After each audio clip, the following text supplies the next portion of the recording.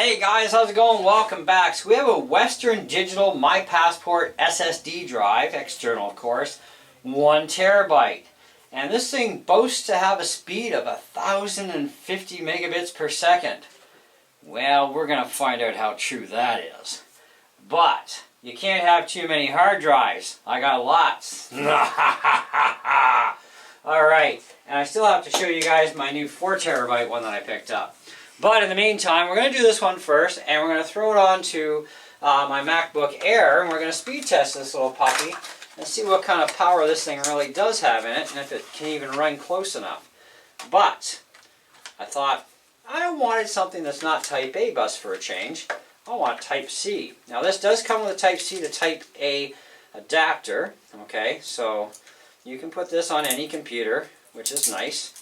And I like the whole idea of a dedicated Type C cable instead of going, Type C, Type A over, you know what I mean? Going the opposite direction. So, cute little unit though, and it has an NVMe drive in it apparently. This is just a short little cable on this sucker. So, let's zoom out and let's go over to the MacBook Air for you guys. And we're going to plug this little puppy in. And we're going to speed test it and see what it can do. A longer cable would have been nice. Okay, so we need the right mouse for this. Now these things of course come pre-formatted, install Western Digital software. We don't care about that, but let's see how fast this thing can actually go. Alright, I want to give you guys a good view of this. So I'm going to zoom in more for you. Sorry about all that jerking around, but hey, that's the way it goes. Alright, we got a good sight there. So let's go, we're going to put this under the usual 5 gigabyte stress test. So this is a, gigabyte. Because this is like 1,050 gigabits per second. Anyways. So, let's see what happens here. Select target disk, My Passport. Boom, My Passport, there we go. So if you want an external drive for video editing, technically this should be able to do it. It's not looking so good on the write speeds.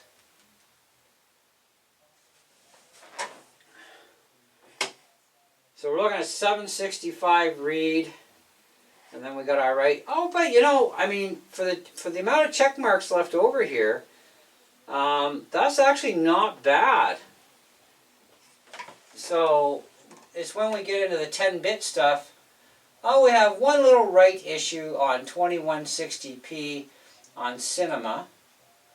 ProRes were fine all the way across, and we're good for Cinema. We're good for ProRes up to 2160p 50. Then we start to see we see only problems in the 10-bit area, where it's going to have some issues. So on average, we're looking at 757.7 read and 625.1 on the write speed. Okay, so it's definitely an up to rating, as we know, and this is direct into the Thunderbolt port.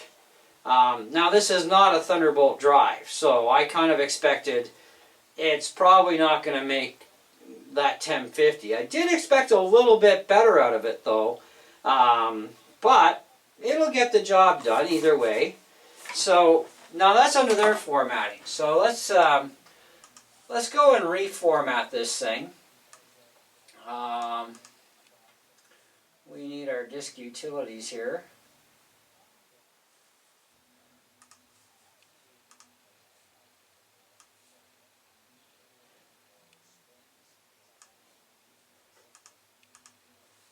Now, we're going to format this first for exFAT.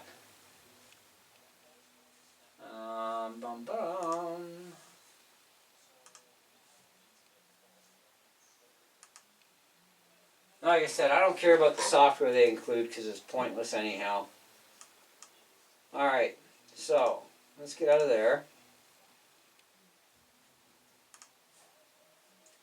Now it's cleanly formatted. select drive, my passport.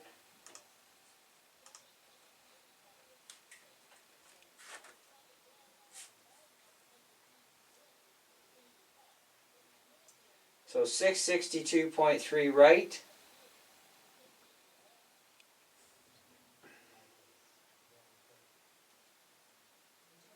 763.2 read.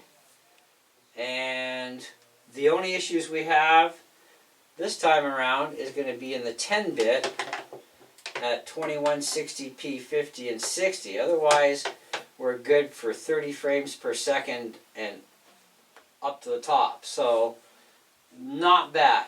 Now, one more test.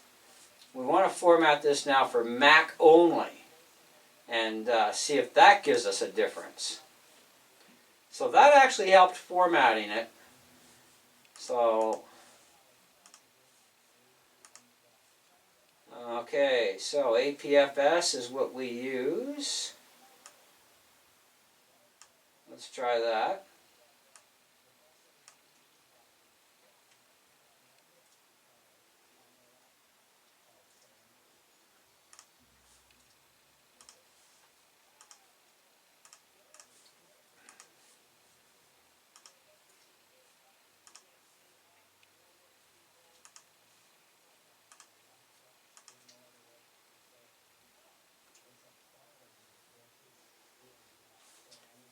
Mm, 699.7.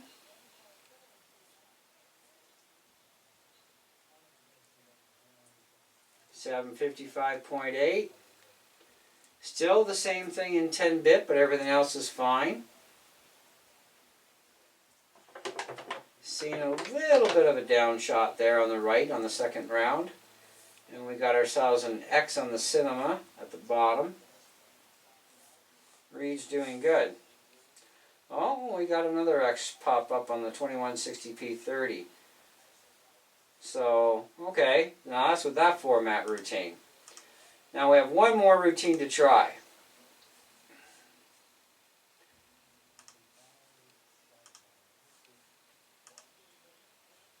Oh, we don't get to. So once we go APFS, we can't go backwards again.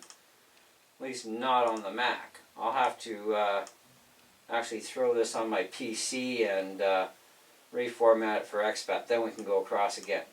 But, okay, not a big deal anyhow. So let's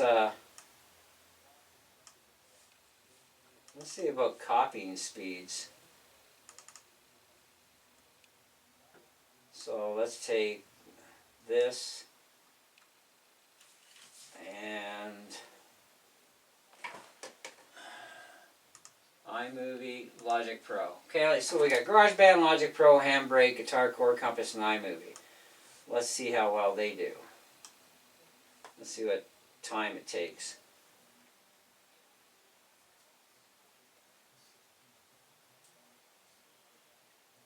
See, I've talked to you guys before about this whole thing about, you know, if you're going to do video editing on an external drive, you need a lot of speed. And we're not going to see those speeds to have absolutely zero issues unless we go to a Thunderbolt. And you're going to have to go to an expensive Thunderbolt drive because you need a lot of speed. Now, these speeds are always an up to speed. But if you can get yourself a drive that's rated for 2400 read and 2000 write even in a Thunderbolt, which they do have them, then you should get more than enough speed, even though it's an up to rating.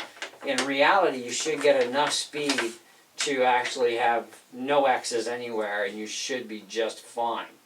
Because otherwise, if you're working in those other formats, other than obviously ProRes here, then you're going to definitely see some problems, right? Except for the what do you call it there? The ProRes you'd be fine, but the other ones you'd have some issues.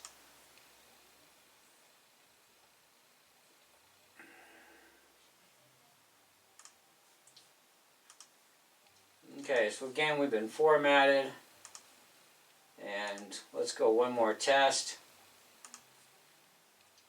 Now I don't care that this is in APFS. I'm going to change it back to exFAT anyway. Then it's compatible with my Mac and my PC. And I'm mainly going to keep Mac stuff on this anyhow.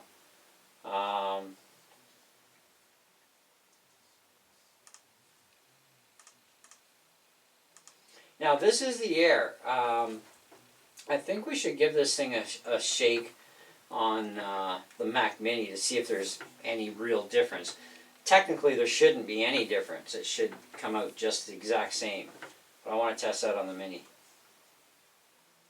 So 758.7 read, and what was I, like 6 something on the write. So yeah, we can start seeing it going down here a bit.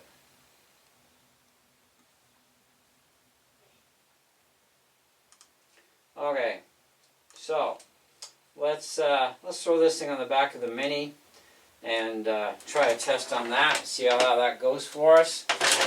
So I will reset the camera here. Drive's a little bit warm from doing that testing, but I expected to see that.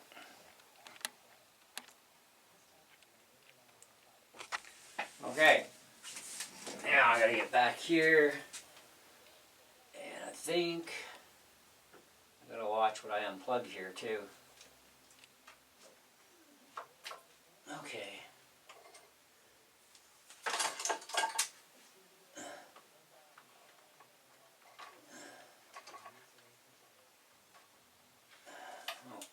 To get in behind, guys. Sorry for this. The laser's fun. Alright, now we're in the back of the Mini, direct. And let's see what happens on the Mini. See if we notice anything.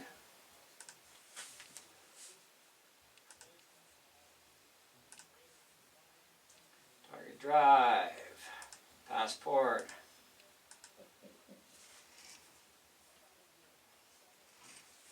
Wow, our Mini has a much faster bus by the looks of things. Let me zoom in for you guys here.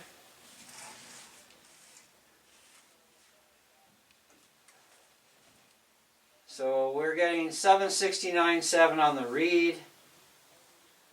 And it's starting to throw them a little bit. 618.6. So the initial first shot, that was doing pretty good there for a minute.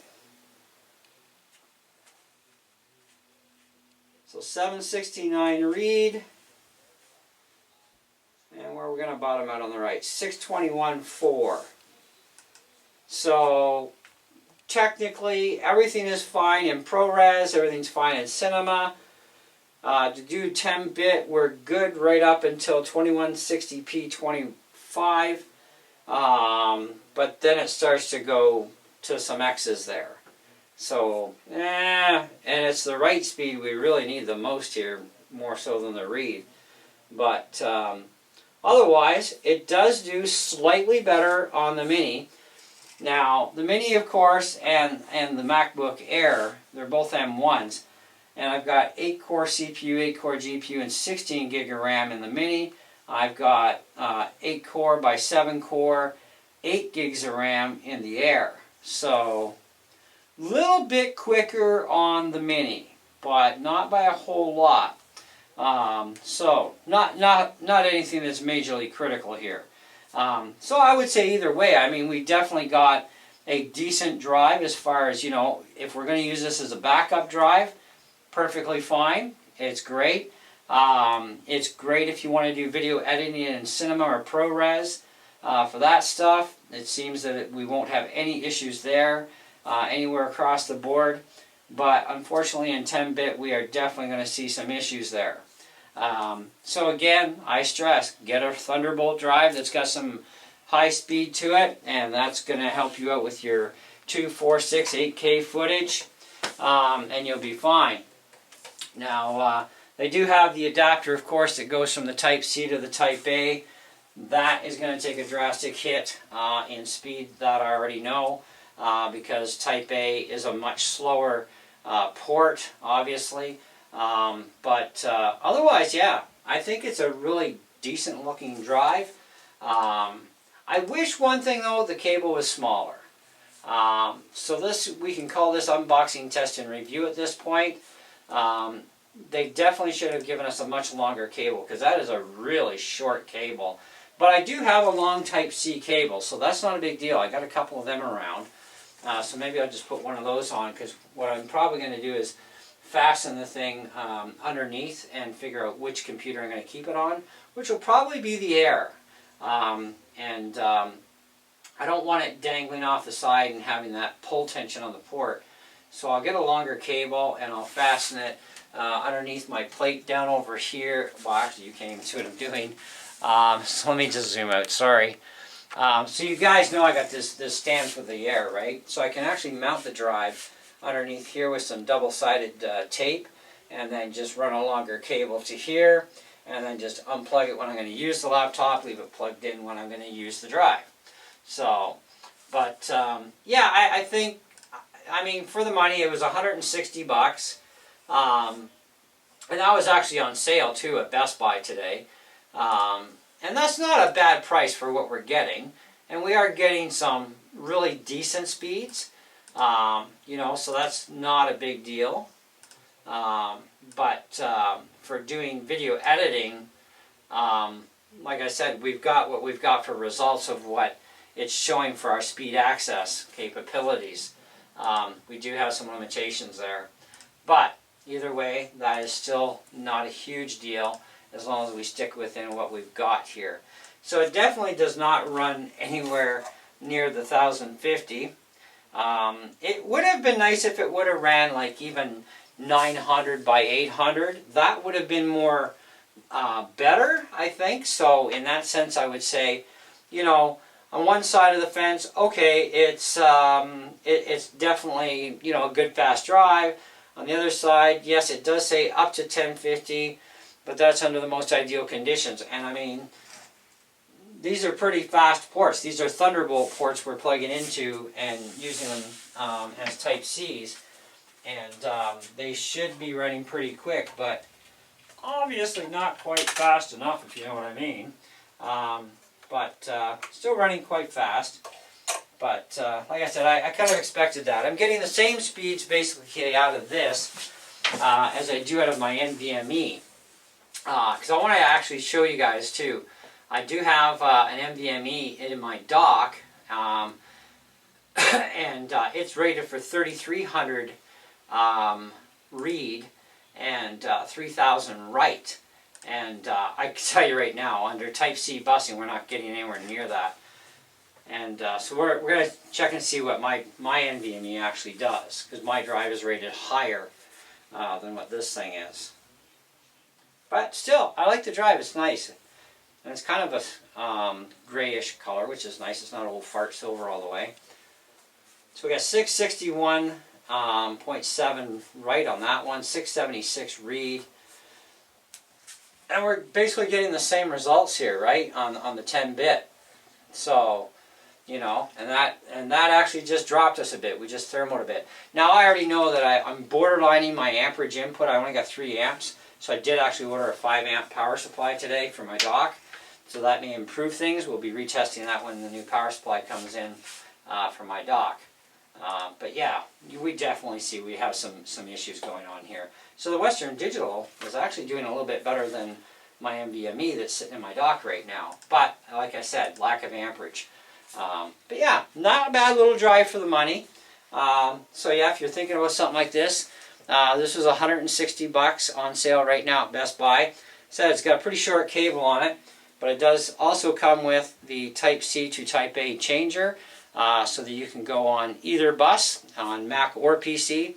I definitely recommend always formatting your external drives, or drives that are not operating system drives, under exFAT. This way it's fully Mac and PC compliant.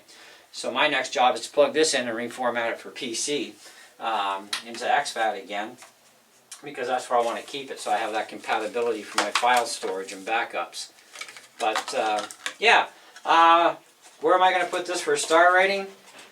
Well, I know it's an up to thing, but it should have actually done a little bit better than what it is, considering it's in a really super fast Mac bus. But I would give this probably a 4 out of 5. I mean, it's not going to be 1050. No drive is going to do what it's actually rated for. It's impossible. It's always an up to thing, right? But even for what we are getting and how close we're getting to that, it should be doing a little bit better. Considering we are direct into the port, and we're going direct Thunderbolt into this, which is using the Type C speeds and everything, but it should be doing a bit better than this, realistically. So, but that's just my opinion. Everybody has their own opinions, but that's what I'm putting. I'd say 4 out. I give it a 4 out of 5. It's nice. It's Western Digital. Western Digital does make quality, long-lasting devices. And of course, we did say, the cable is, part of that too, in that ding, is that the cable is a little on the short side, I mean, if all you need is a short cable, fine, but I would want something, a little bit longer, would be nice, okay, to come with it. I don't see why it has to be so bloody short, other than, well, maybe people just like short cables, who knows, but, what they show on the box is definitely not a long cable. It's definitely short. So anyway, whatever. It's deceiving. But, not bad. Anyways, let me know what you guys think in the comments below about this drive. I like it. It's going to come in handy. And we'll just continue on. So, thanks for watching. Catch you on the next video.